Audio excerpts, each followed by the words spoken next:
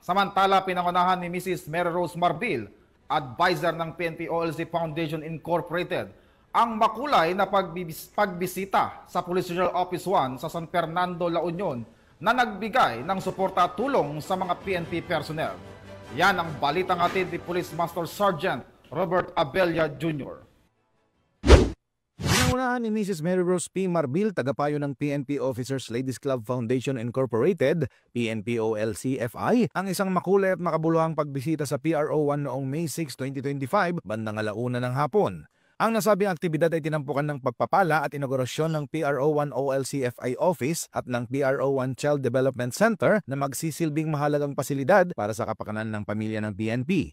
Isa sa mga tampok na programa ang Love and Blessing o Love Virus, kung saan 15 kritikal na may sakit na tauhan ng PNP ang tumanggap ng pinansyal na tulong at mga medical kits mula sa PNP OLC-FI at kay Police Brigadier General Lou F. Evangelista, RD ng PRO-1. Ang aktibidad na ito ay nagbibigay ng tulong at suporta sa mga apektadong pamilya ng PNP personnel bilang bahagi ng misyon ng PNP OLC-FI na tiyakin ang kanilang kalusugan at kapakanan.